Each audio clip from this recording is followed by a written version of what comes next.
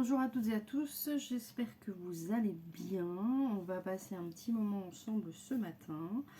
Je vais vous faire une review sur un tarot, j'allais dire un oracle, un tarot qui m'a tout de suite plu quand je l'ai vu, qui s'appelle Dreams in Shadow. Ce qui m'a plu, c'est la tonalité, l'originalité et l'univers.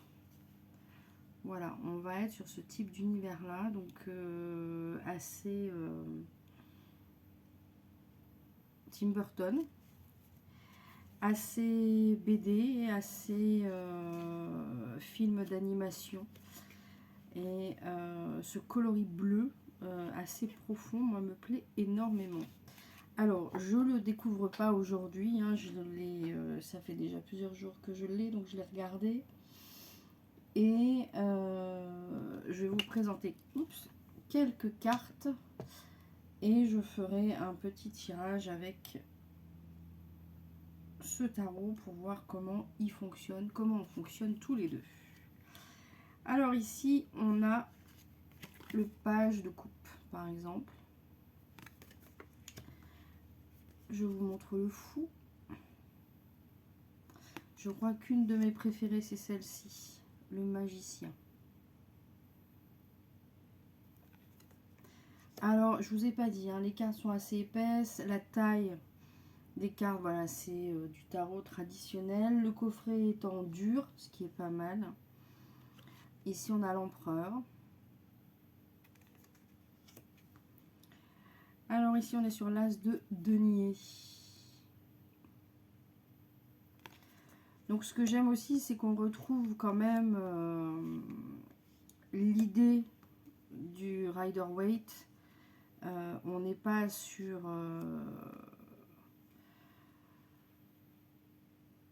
ils se sont pas du tout écartés des fondamentaux, on va dire. Le page d'épée. On a ici le page de bâton. Alors de temps en temps, oui, il y a des... on va dire du relief. Et c'est assez joli. La reine de bâton.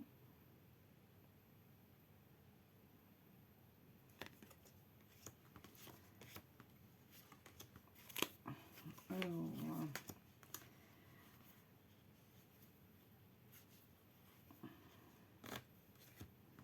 la roue de la fortune.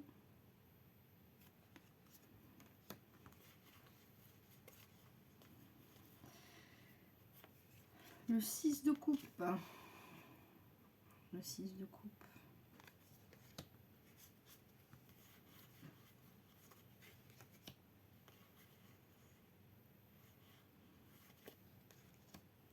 Le 7.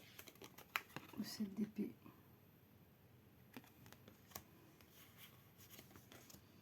Le 8 de coupe, je le trouve très beau.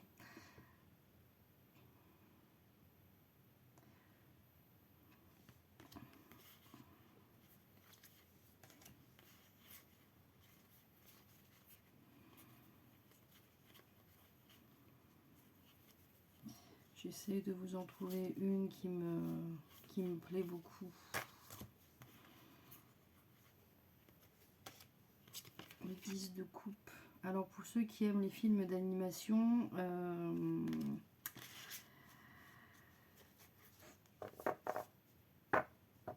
ça me fait penser aussi à Hôtel Transylvanie. La lune.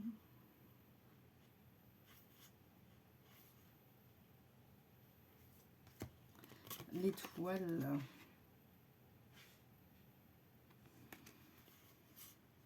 Celle-ci, je la trouve particulièrement jolie. L'as de bâton.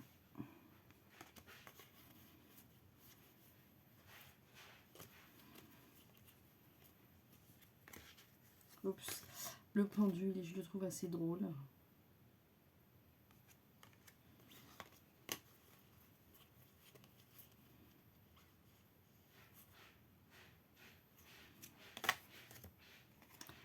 l'ermite. Voilà un peu l'univers de ce nouveau tarot, cet outil, ce nouvel outil. Je vais y arriver. Alors, je vais demander... Je vais me concentrer.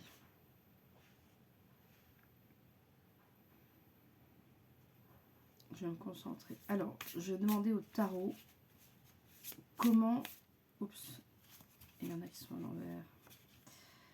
Il y en a une, c'est le 2 de bâton qui est à l'envers. Le 2 de bâton.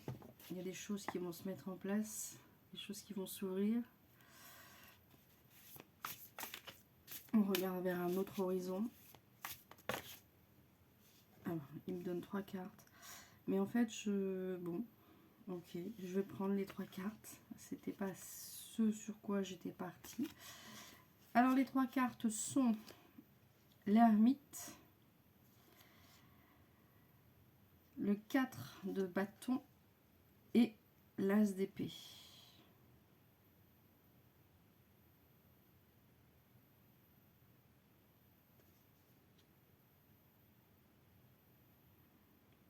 Je dirais que pour créer des opportunités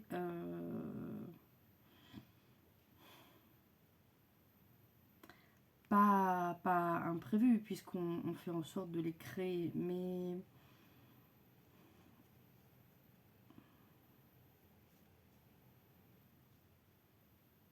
peut-être créer des opportunités quand même étonnantes. On a peut-être réfléchi à quelque chose, on veut peut-être aller vers quelque chose, et finalement, ce quelque chose va se présenter, mais peut-être pas sous la forme à laquelle on a pensé. Et ces opportunités-là, c'est ce nouveau chapitre, ce nouveau départ, ces nouveaux éléments-là, on y a pensé longuement, on les a voulus très fort, on va les obtenir.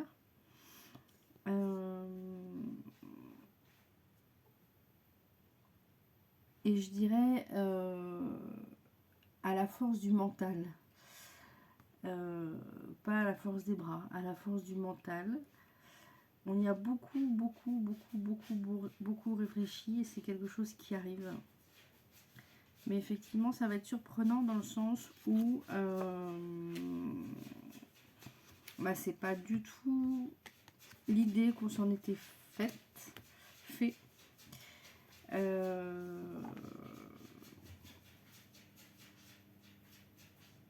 Du moins pour les débuts.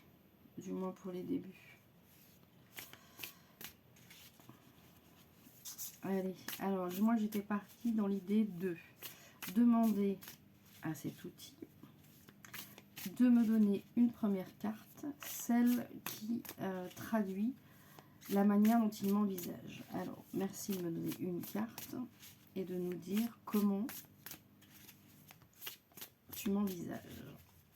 Comment, par rapport à cet outil-là, comment tu me vois, comment je peux travailler avec toi. Alors, merci de me donner une carte, un message clair.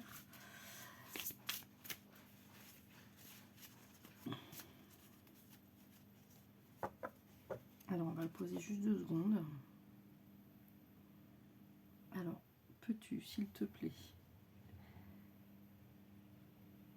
m'indiquer comment tu me perçois pour la suite, comment on va travailler ensemble. Alors, il me donne la force. Ok. Alors ici, on a la force. Je ne sais pas si vous faites ça quand vous faites l'acquisition d'un nouvel outil. Est-ce que vous lui demandez en fait comment, en 3 cartes, comment il vous envisage, comment lui il se positionne, ça va être la 2e carte, et ensuite la 3e carte, ça va être comment on va travailler ensemble, sur quoi on va travailler.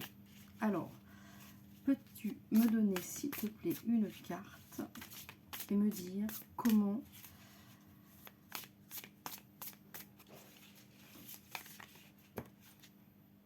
tu m'en donnes deux. Je prends les deux. Je prends les deux. Le page de coupe et le 4 de coupe.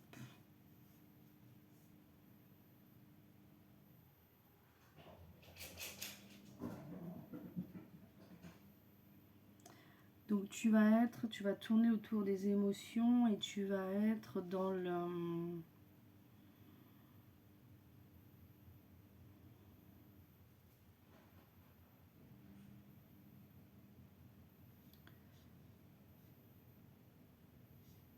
Tu vas aller chercher, tu vas questionner ce qu'il y a de profond.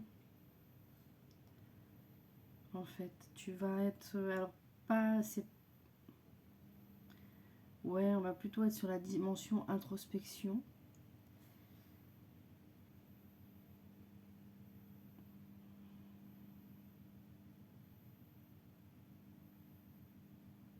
Tu vas apporter un éclairage en fait assez rapide.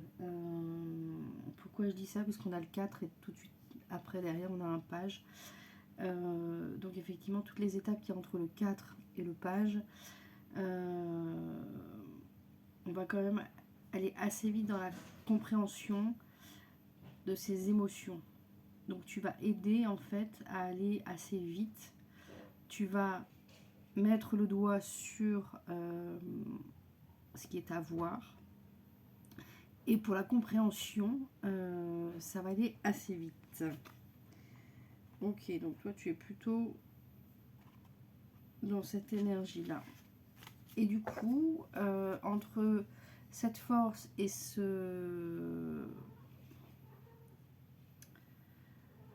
Du coup, ce que je viens de dire, ça me fait penser à Marie des Féléneux.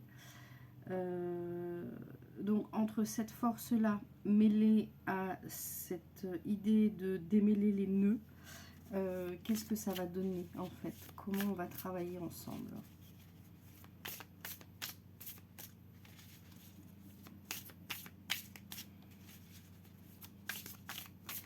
Merci de me donner une carte, un message clair. Merci beaucoup.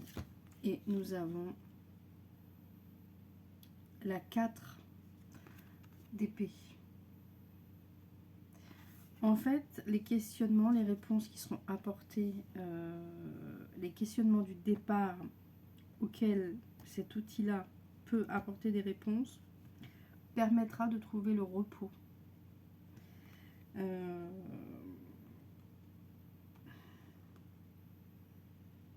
Ça va apporter des éclaircissements, des éclairages plutôt que des éclaircissements, des éclairages sur les situations, et ça permettra effectivement de faire un bond si on est bloqué, si on a des blocages, si on a des freins, si on a des limites. Ça permettra d'aller de les soulager, de faire sauter des verrous en fait. Voilà un peu ce qu'on peut faire ensemble. Alors du coup,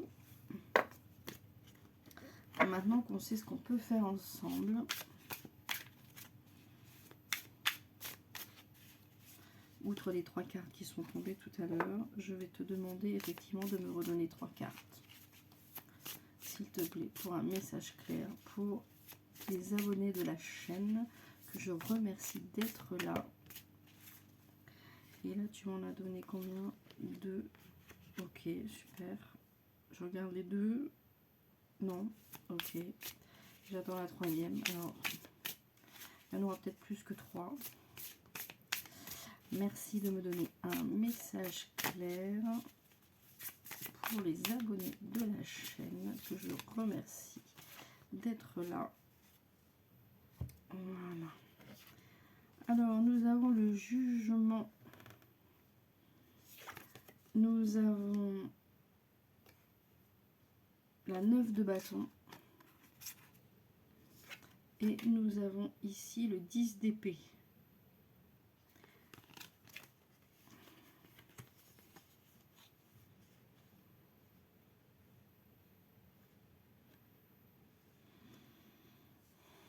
Alors, il y a évidemment, clairement, une situation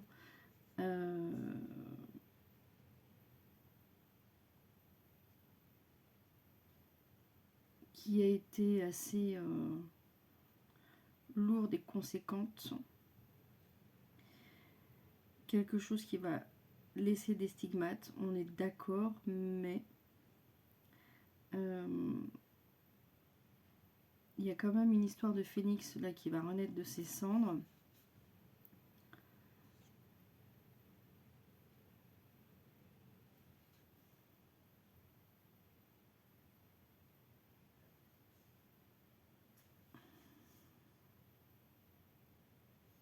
Je pense qu'il faut qu'on remette une carte.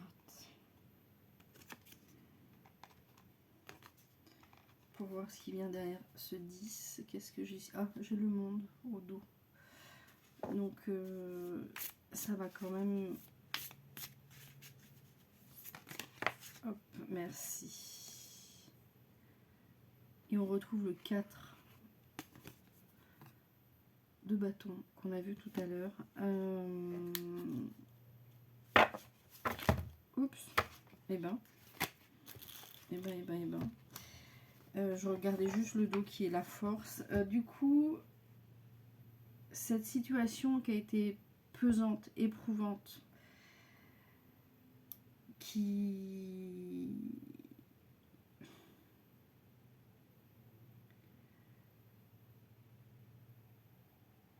cet enfermement, en fait, va prendre fin. Il est en train de prendre fin. Et la priorité des priorités, ça va être soit enfin. J'ai envie de dire enfin. C'est pas qu'on le savait pas.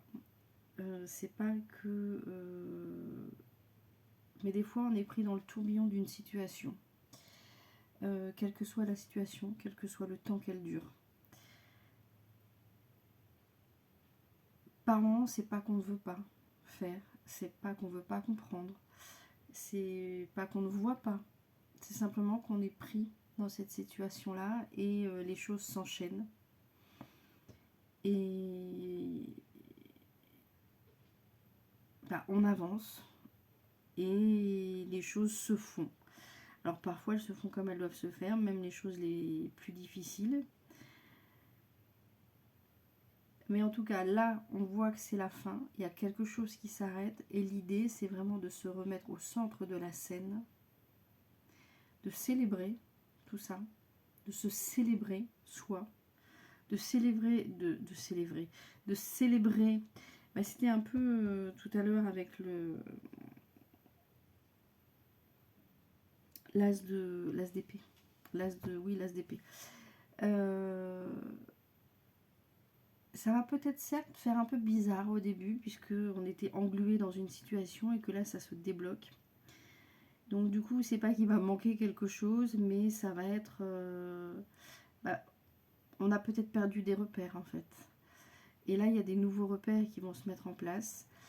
Donc on va être peut-être un peu perdu. Mais l'idée, en ligne de mire, il faut toujours garder ça, ce 4 de bâton-là, c'est-à-dire soi. Se construire soi, avoir des bases solides. Et ne jamais oublier de se célébrer.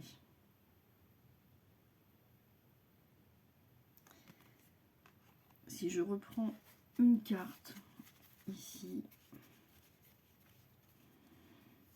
pour clore ce tirage et cette présentation, nous avons la reine de denier.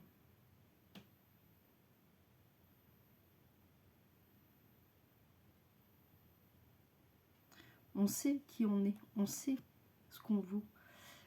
Et on l'a toujours su, d'ailleurs. Mais maintenant, effectivement, il faut l'afficher. Il faut le montrer. Il faut le... Alors, c'est pas une relation... Faut pas y aller en force. Il faut juste être soi. Juste montrer qu'on est capable. Il faut s'appuyer sur ses richesses, sur son potentiel. Et au plus on va accepter de montrer son potentiel, au plus il va se développer, au plus ça va briller. C'est un peu comme une histoire d'aura.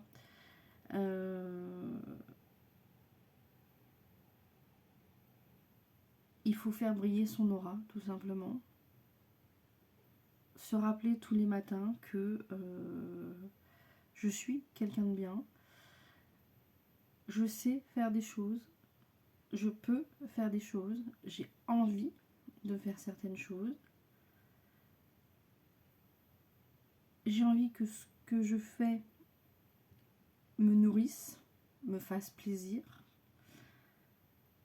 Que ce que je fais, j'ai envie de le partager. Être dans... ouais, c'est ça, être dans l'ouverture et d'être... alors, c'est pas être positif pour être positif, hein, on sait tous très bien hein, qu'il y a des matins, on se lève, on est moins positif que d'habitude. Ou alors, au départ, on est positif et puis dans la journée, il y a des choses qui nous contrarient. On sait tous hein, ces choses-là. Il n'est pas question de vivre chez les bisounours. Mais voilà. Voilà pour ce tirage improvisé, j'espère qu'il vous a plu. N'oubliez pas de liker, de partager, de mettre des pouces, des cœurs et je vous dis à bientôt.